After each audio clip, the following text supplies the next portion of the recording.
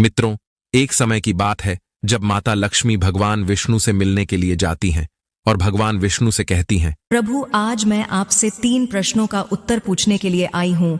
तो भगवान विष्णु कहते हैं, हे देवी, तुम निश्चिंत होकर अपने तीनों प्रश्नों को मुझे बताओ, मैं तुम्हारे प्रश्नों का उत्तर अवश्य दूंगा। तो प्रश्नों को बताते हुए माता लक्ष्मी कहती हैं, प्रभु, मेरा पहला प्रश्न ये है कि वो कौन सी स्त्री है जिसके भाग्य में पुत्र की प्राप्ति नहीं होती है और वो पूरा जीवन निसंतान ही रहती है। और मेरा दूसरा प्रश्न है, वो कौन सी स्त्री है जो समय से पहले ही विधवा हो जाती है और बिना पति के दुखी जीवन व्यतीत करती है। और मेरा तीसरा प्रश्न है, वो कौन सी स्त्री है जो पति के होते हुए भी एक दुखी जीवन जीती है और उसे कभी अपने जीवन में सुख की प्राप्ति नहीं होती है। तो भगवान विष्णु माता लक्ष्मी के तीनों प्रश्नों को सुनकर बोले, हे देवी, मैं तुम्हें एक कथा सुनाता हूं जिसे सुनकर तुम्हें तुम्हारे प्रश्नों का उत्तर मिल जाएगा, किंतु बहुत ध्यान से सुनना। तो माता लक्ष्मी कहती हैं, आप कथा सुनाइए प्रभु, मैं कथा को पूरा मन लगाकर सुनूंगी। वीडियो में आगे बढ़ने से पहले आपसे अनुरोध है कि हमारे चैनल को सब्सक्राइब कर लें और कमेंट बॉक्स में जय श्री नारायण लिखकर परमात्मा को अपना आभार व्यक्त करें। कथा को सुनाते हुए भगवान विष्णु कहते हैं, एक समय की बात है जब एक गांव में एक सेठ रहता था और उस सेठ के 2 बेटे थे और दोनों की शादी हो चुकी थी तथा सेठ और सेठ की पत्नी दोनों ही बहुत दुष्ट स्वभाव के थे और सेठ का बड़ा बेटा और उसकी पत्नी भी दुष्ट स्वभाव की थी। लेकिन सेठ का छोटा बेटा बहुत ही अच्छे स्वभाव का था और उसकी पत्नी भी बहुत अच्छे स्वभाव की थी और वो अकेले ही घर का सारा काम करती थी और घर में सभी के कपड़े भी धोती थी। इतना सब कुछ करने के बाद भी सेठ की पत्नी और बड़े बेटे की पत्नी हमेशा उसका अपमान करती रहती थी। कथा को आगे बताते हुए भगवान विष्णु कहते हैं, सेठ की बड़ी बहू का एक बेटा था और छोटी बहू को एक पुत्री थी। सेठ की पत्नी हमेशा उस पुत्री को लेकर अपनी छोटी बहू को ताना मारती रहती थी। फिर भगवान विष्णु कथा को आगे बताते हुए बोले, हे देवी, अब मैं उस सेठ की छोटी बहू की कहानी अच्छे से समझाता हूं, क्योंकि उसकी छोटी बहू की कहानी से तुम्हें तुम्हारे पहले प्रश्न का उत्तर मिल जाएगा कि वो कौन सी स्त्री है जिसके भाग्य में कभी पुत्र की प्राप्ति नहीं होती है। तो इस कथा को सुनो। उस सेठ की जो पत्नी थी वह पहले से ही बड़े ही दुष्ट स्वभाव की थी और उसके दुष्ट स्वभाव के कारण घर के सभी लोग उससे बहुत ज्यादा परेशान थे और वो अपनी छोटी बहू को बहुत ही ज्यादा परेशान करती थी। उसको परेशान करने में उसे बहुत मजा आता था। सेठ की छोटी बहू का नाम राधिका था और वो बेचारी राधिका घर का सारा काम करती थी। फिर भी सेठ की पत्नी उसे हमेशा बहुत परेशान करती थी। वो कितना भी घर का काम कर ले पर सेठ की बीवी हमेशा उसे ही डांटती रहती थी। एक दिन जब राधिका घर में झाड़ू लगा रही थी तो सेठ की पत्नी बोली, इतनी देर हो गई, तू अभी तक झाड़ू ही नहीं लगा पाई। मैं मंदिर जा रही हूँ और जब तक वहां से आऊंगी तब तक खाना बन जाना चाहिए। आते ही मैं खाना खाऊंगी। फिर वो बेचारी घर की साफ सफाई करके खाना बनाने में लग गई और खाना बनाते समय वह मन में सोच रही थी, मैं घर का इतना काम करती हूँ फिर भी मेरी सास मुझे हमेशा डांटती रहती है और हमेशा परेशान करती रहती है और कभी भी प्रेम से बात नहीं करती है और घर का सारा काम मुझसे ही करवाती है। राधिका यह सब सोच ही रही थी। तभी दरवाजा खटखटाने की आवाज आई तो उसने सोचा, अभी तो खाना तैयार भी नहीं हुआ और लगता है मेरी सासू माँ आज बहुत जल्दी ही मंदिर से लौट आई हैं। फिर राधिका दरवाजे के पास गई और दरवाजा खोला तो उसने देखा कि दरवाजे के बाहर एक साधु महाराज खड़े हैं। फिर वो साधु महाराज राधिका से कहते हैं, बेटी, मुझे कुछ भोजन करा दो, मुझे बहुत जोर की भूख लगी है। तो राधिका बोली, महाराज, मैं आपको भोजन तो करा देती, पर मेरी सास बहुत दुष्ट स्वभाव की है। वो मुझे बहुत डांटेंगी और अभी वो मंदिर गई है, मंदिर से आती ही होंगी। यदि वो आ गई और उन्होंने मुझे आपको भोजन कराते देख लिया तो मुझे बहुत मारेंगी, इसीलिए मैं आपको भोजन नहीं करा सकती। तो साधु बोला, बेटी, थोड़ा सा ही भोजन करा दो, मैंने सुबह से कुछ नहीं खाया है। साधु की ये बात सुनकर राधिका को दया आ जाती है और साधु से बोली, महाराज, आप अंदर आ जाइए, मैं आपको भोजन देती हूँ। तो फिर वो साधु अंदर आ जाते हैं और राधिका उनको भोजन देती है और अभी साधु भोजन कर ही रहे थे। तभी अचानक राधिका की सास मंदिर से घर आ जाती है और उस साधु को भोजन करते देखकर बोली, ये मेरा घर है, कोई भोजनालय नहीं जो हर कोई यहाँ आकर भोजन करके चला जाएगा।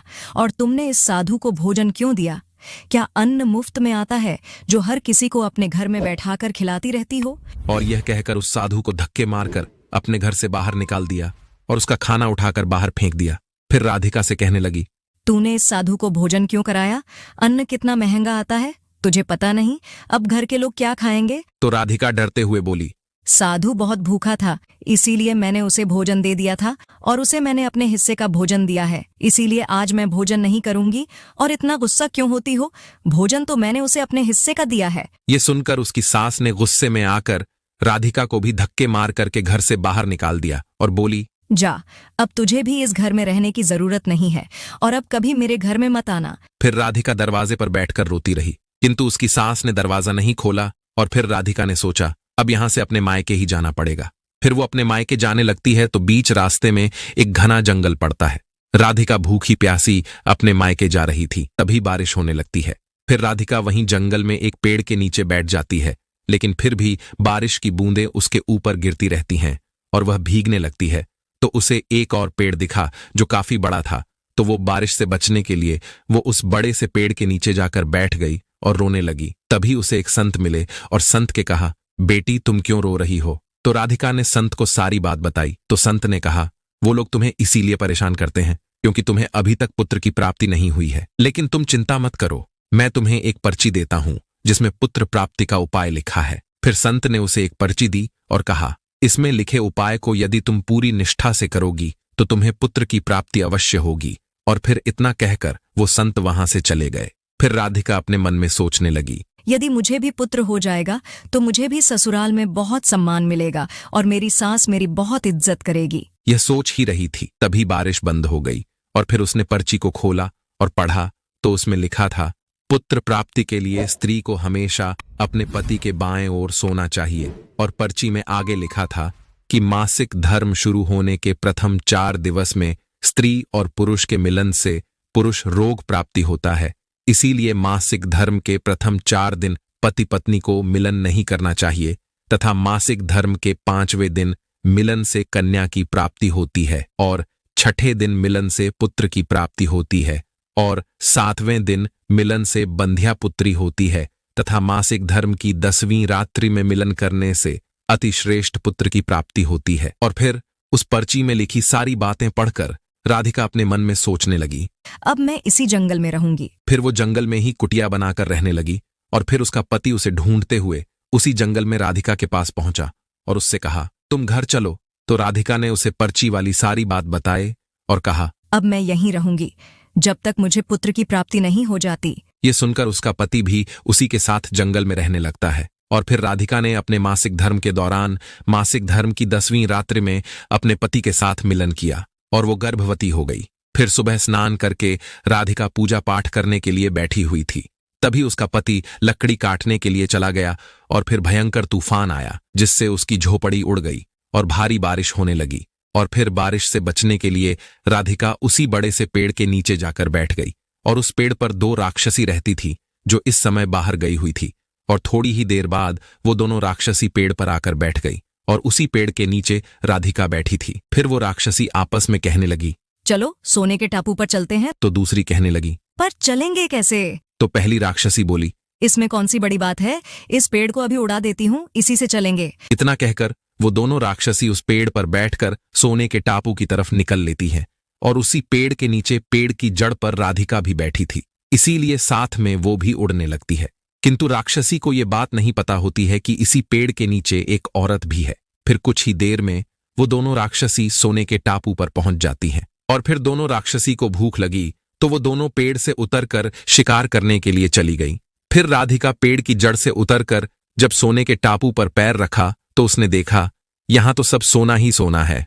तो वह जल्दी जल्दी सोने को अपनी साड़ी के आंचल में भरने लगी और जितना सोना भर सकती थी उतना भर लिया और फिर दोबारा से उसी पेड़ की जड़ पर जाकर बैठ गई।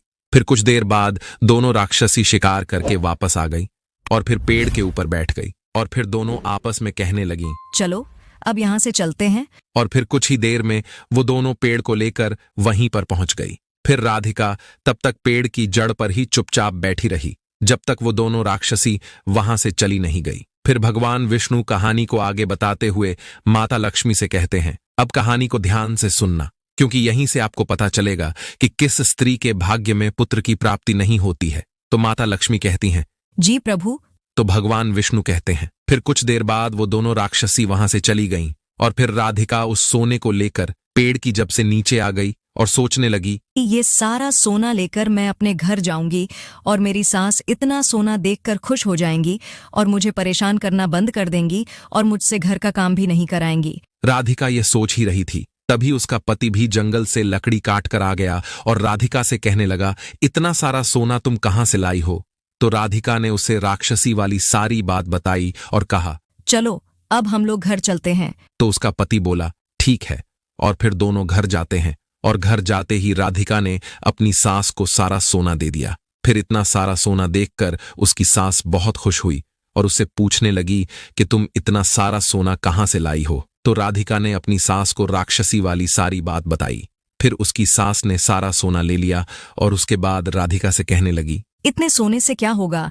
जब वहां पर बहुत सारा सोना था तो तुझे और ज्यादा सोना लेकर आना था। इतना थोड़ा सोना लेकर क्यों आई हो? तो राधिका बोली, माँ जी, इतना सारा सोना तो है और लाती तो क्या होता? तो उसकी सास बोली, तुझे और ज्यादा सोना लाना था जिससे हमारी 7 पुश्ते बैठकर खाती, फिर भी सोना खत्म न होता। अब तू देख, इस बार मैं जाऊंगी और बहुत सारा सोना लेकर आऊंगी। तो राधिका ने कहा, नहीं माँ जी, आप वहां मत जाओ, वहां जान का भी खतरा है। तो सास बोली, नहीं, मैं तो जाऊंगी और बहुत सारा सोना लेकर आऊंगी। और इस प्रकार उसकी सास ने उसकी बात नहीं मानी और उसी जंगल में पहुंच गई और उसी पेड़ के नीचे जाकर बैठ गई जहां पर कुछ दिनों पहले राधिका बैठी थी।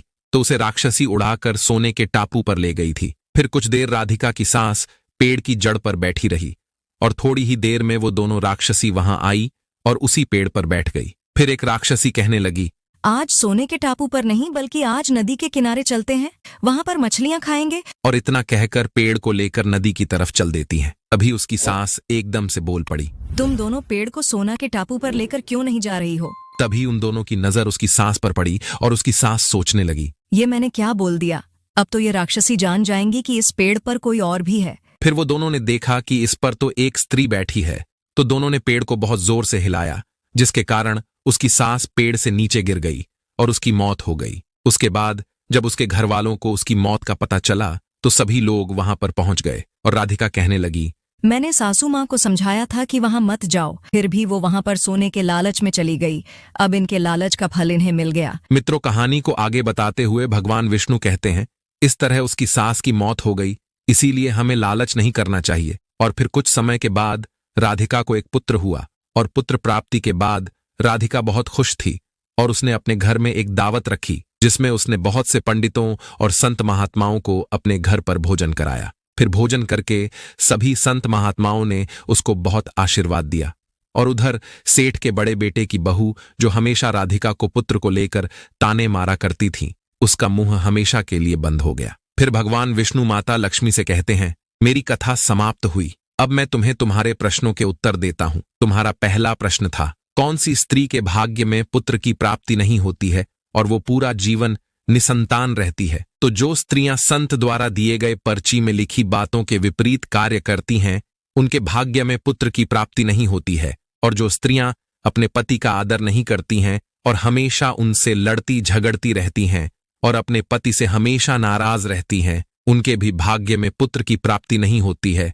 इसीलिए प्रत्येक स्त्री को अपने पति का आदर सम्मान करना चाहिए। और तुम्हारा दूसरा प्रश्न था कि वो कौन सी स्त्री है जो समय से पहले ही विधवा हो जाती है और बिना पति के एक दुखी जीवन जीती है? तो समझ लो, जो स्त्रियां पति के होते हुए भी मांग में सिंदूर नहीं लगाती हैं और न ही मंगलसूत्र पहनती हैं और जहां भी जाती हैं बिना सिंदूर और बिना मंगलसूत्र के जाती है तथा पति के कहने पर भी उसकी बात नहीं मानती हैं और पराये मर्दों के 60 संबंध बनाती हैं, तो ऐसी स्त्रियां समय से पहले ही विधवा हो जाती हैं। इसीलिए एक शादीशुदा स्त्री को पतिव्रता जीवन जीना चाहिए और अपने पति के अलावा पराये मर्दों को नजर उठाकर भी नहीं देखना चाहिए। और तुम्हारा तीसरा प्रश्न था कि वो कौन सी स्त्री है जो पति के होते हुए भी एक दुखी जीवन जीती है और उसे अपने जीवन में कभी सुख की प्राप्ति नहीं होती है? तो समझ लो, ये वो स्त्रियां हैं जो सुबह देर तक सोती रहती हैं और सुबह 8 या 9 बजे के बाद उठती हैं और बिना स्नान किए ही भोजन बना देती हैं और पूजा पाठ भी नहीं करती हैं और कहीं भी जाना होता है तो अपने पति की बिना आज्ञा के चली जाती हैं, पति के मना करने पर भी नहीं मानती हैं, पति की एक भी बात नहीं मानती हैं। तो ऐसी स्त्रियों के जीवन में कभी सुख की प्राप्ति नहीं होती है और हमेशा दुखी जीवन जीती है। इसीलिए एक पतिव्रता स्त्री को हेमशाह चरित्रवान रहना चाहिए और प्रातः काल में उठकर स्नान आदि करके पूजा पाठ करके फिर भोजन तैयार करना चाहिए, जिससे कि घर में सुख शांति आती है। और माता लक्ष्मी की पूजा भी करनी चाहिए, जिससे कि माता लक्ष्मी प्रसन्न होती हैं। अगर ये वीडियो आपको अच्छी लगी हो तो वीडियो को लाइक करें और अपने बंधु बांधवों को शेयर करें, और ऐसे ही वीडियोस को देखने के लिए हमारे चैनल को सब्सक्राइब करें। आइए मिलते हैं अगली वीडियो में।